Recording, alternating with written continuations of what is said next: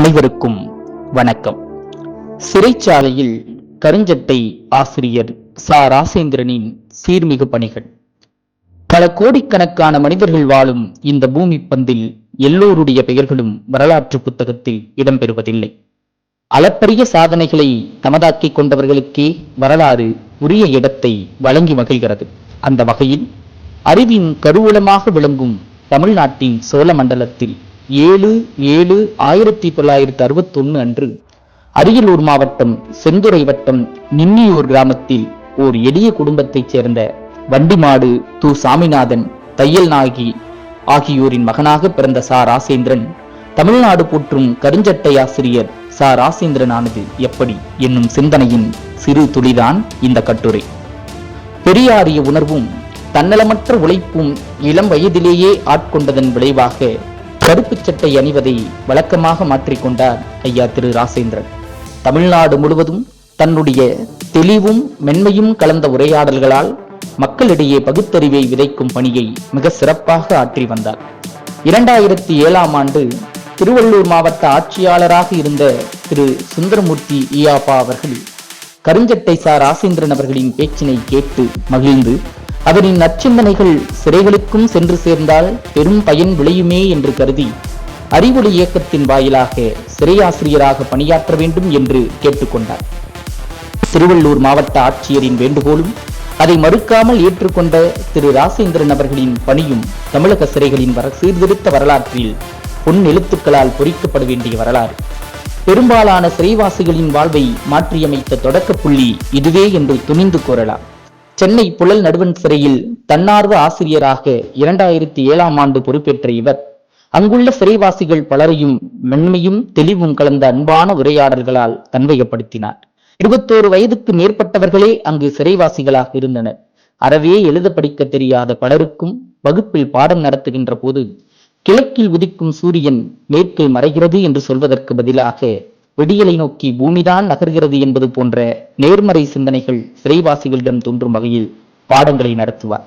வாழ்க்கை சிறையில் முடிந்து விடுவதில்லை, சிறையிலும் வாழ்க்கை தொடங்குவது உண்டு என்பது இவர் வகுப்பின் வழி சிறைவாசிகள் கற்ற பாடம். 5இல் வளையாததை 21இல் வளைக்க முடியும் என்று காட்டியது இவரின் தெளிவான அணுகுமுறை. தான் பாடம் நடத்தும் தருணங்களில் ஒருவரிடம் கூட கடிந்து கொள்ளக்கூடாது என்பது இவரது வாழ்நாள் கொள்கை. இருளடைந்த அவர்களின் வாழ்வில் ஒளி வீச கல்வி முக்கிய ஆயுதமாக விளங்கும் என்பதை உணர்த்திய அவர் அதை செயல்படுத்தியும் காட்டினார். சிறை ஆசிரியர் பொறுப்பேற்று ஓர் ஆண்டிலேயே 2008ஆம் ஆண்டு இவரது முயற்சியின் விளைவாக சிறைவாசிகள் நேரடியாக 8ஆம் வகுப்பு தேர்வு எழுத தமிழக அரசின் பள்ளி கல்வித்துறை இயக்கங்கள் சார்பாக அனுமதிக்கப்பட்டனர். அதனைத் தொடர்ந்து 10ஆம் வகுப்பு மற்றும் 12ஆம் வகுப்புக்கும் அனுமதி வழங்கப்பெற்றது. இன்றைய சூழலில் சிறைவாசிகளுக்கான தேர்வு கட்டணத்தை அரசே ஏற்றுக்கொள்கிறது எனினும் தொடக்க காலங்களில் பல தொண்டு அமைப்புகளின் வாயிலாக உதவி பெற்றே இவர் சிறைவாசிகளுக்கு உரிய தேர்வு கட்டணத்தை செலுத்த ஏற்பாடு செய்தார் என்பதும், தேர்வர்கள் அமர்ந்து எழுதுவதற்கு நூற்றுக்கணக்கான மேசைகளை தொண்டு அமைப்புகளின் வழி புழல் நடுவன் சிறைக்கு கிடைக்க உரிய வழிகளை மேற்கொண்டார் என்பதும் குறிப்பிடத்தக்கது. தொடக்கத்தில் சென்னை புழல் நடுவன் சிறை, கோவை நடுவன் சிறையில் மட்டும் தேர்வு எழுத அனுமதி வழங்கப்பெற்ற நிலையில் இன்று தமிழ்நாடு முழுவதும் சிறைகளில் உள்ளவர்கள் தேர்வு எழுதும் வாய்ப்பு உருவாக்கப்பட்டுள்ளது. இன்றைய சூழலில் 10ஆம் வகுப்பு 12ஆம் வகுப்பு தேர்வுகளை எழுதி தேர்ச்சி பெற்ற சிறைவாசிகளின் எண்ணிக்கை 22,000 கடந்துள்ளது என்பது நம்மை எல்லாம் அழைக்க வைக்கின்றது. புழல் சிறையில் இருந்த வங்காளத்தைச் சேர்ந்த ஒருவர் கருஞ்சட்டை ஆசிரியர் திரு ராசேந்திரன் அவர்களிடம் முறையாக தமிழ் கற்று தேர்வு எழுதி தேர்ச்சி பெற்றார் என்பது சிறையின் சுவையான நிகழ்வுகளில் ஒன்று. சிறைவாசிகளில் பலர் தமிழ்நாடு திறந்தநிலை பல்கலைக்கழகம், சென்னை பல்கலைக்கழகம், அண்ணாமலை பல்கலைக்கழகம், இந்திரா காந்தி தேசிய திறந்தநிலை பல்கலைக்கழகம் ஆகியவற்றின் வாயிலாக இளங்கலை, முதுகலை பட்டமும் இருவர் முனைவர் பட்டமும் பெற்றுள்ளனர் என்பது வியப்பினை அளிக்கின்றது. சிலர் பல்கலைக்கழக அளவில் முதலிடம் பெற்று தங்கப் பதக்கங்களையும் மேலும் சிலர் நிரந்தர பணி வாய்ப்புகளையும் பெற்றுள்ளனர் என்பதும் குறிப்பிடத்தக்கது. குறிப்பாக தென்னக ரயில்வேயில் இருவர் அரசு பணியிலும், மதுரை நடுவன் சிறையில் பயின்ற ஒருவர் சென்னை எழும்பூர் நீதிமன்றத்தில் அரசு வழக்கறிஞர் பணியிலும், நூற்றுக்கணக்கானவர்கள் ஓட்டுநர் பணியிலும் உள்ளனர் என்பது பாராட்டத்தக்கது.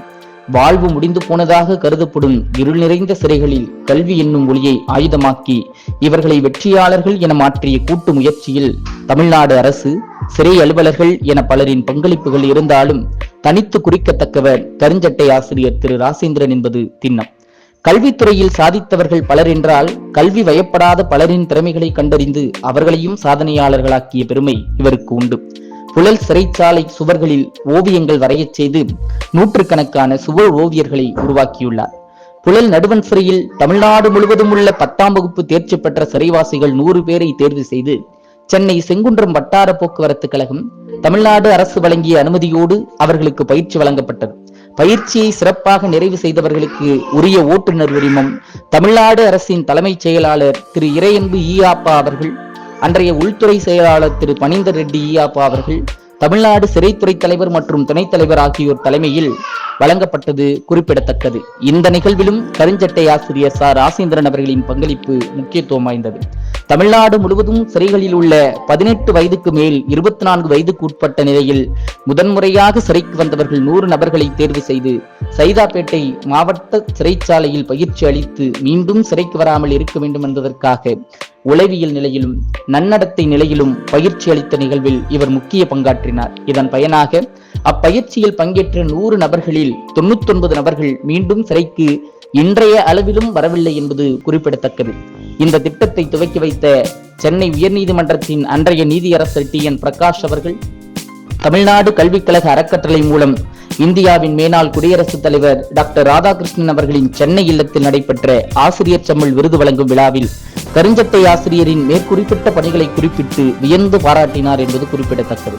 பாடக்கல்வி என்னும் சூழலோடு சிறைவாசிகள் முடங்கிவிடாமல் இருக்க திறந்தவெளி நூலகங்களை உருவாக்க வேண்டும் என்னும் உயரிய சிந்தனையில் சென்னை புத்தக திருவிழாவில் புத்தக கொடை பெறும் முயற்சியில் இவர் ஈடுபட்டதன் விளைவு இன்று அது ஓர் இயக்கமாகவே நடைபெறுகிறது. தமிழ்நாடு முழுவதும் நடைபெறுகின்ற புத்தக திருவிழாக்களில் இதுவரை 2.5 லட்சத்திற்கும் மேலான புத்தகங்கள் கொடையாக பெறப்பட்டு தமிழ்நாட்டில் உள்ள சிறைச்சாலைகள் புத்தக சாலைகளாக உயர்ந்து நிற்கின்றன என்பதும் குறிப்பிடத்தக்கது. பல சிறைவாசிகளின் வாழ்வை புரட்டி போட்ட இவரை தேடி வந்து எண்ணிலடங்கா விருதுகளும் தம்மை அழகுபடுத்திக் கொண்டன.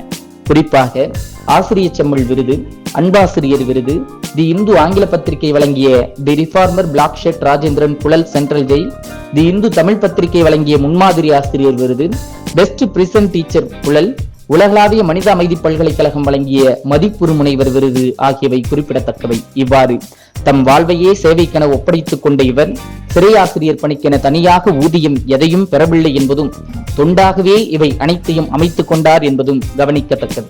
வறுமை இவர் வாழ்வை முத்தமிடும் சில தருணங்களில் நண்பர்களால் வழங்கப்படும் உதவியே இவர் பெரும் ஊதியம். நடுத்தர குடும்பத்தில் இருக்கும் எல்லா பெண்களுக்கும் தன் இணையர் பெரும் பொருள் ஈட்ட வேண்டும் என்கிற விருப்பம் இருக்கும். கருஞ்சட்டை ஆசிரியர் திரு ச. ராசேந்திரன் அவர்கள் ஈட்டியுள்ள பெரும்பொருள் என்பது அவரது விருதுகளும் சாதனைகளும் அவர்பால் பேரன்பு கொண்டுள்ள மக்களுமே.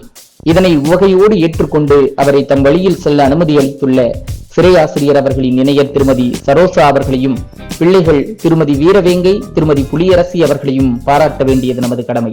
கருஞ்சட்டை ஆசிரியர் மதிப்புறு முனைவர் ச. ராசேந்திரன் அவர்களைப் போல அரிய பெரிய சாதனைகளுக்கு உரிய மனிதர்கள் சிலர் நம்மை சுற்றி நமக்கே தெரியாமல் நம்மோடுதான் பயணிக்கிறார்கள். அவர்களை அடையாளம் கண்டு போற்ற வேண்டியது ஒவ்வொரு சக மனிதரின் கடமை. கட்டுரையாளர் முனைவர் கோ. மணிகண்டன்.